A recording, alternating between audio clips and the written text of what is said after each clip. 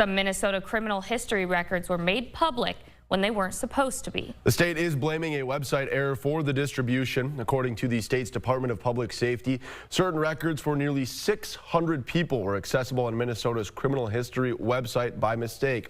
DPS says vendors received the records in response to data requests.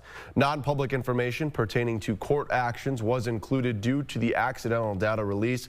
The agency says the computer issue has been fixed, stating it takes the security of data in its systems very seriously and that it regrets this happened.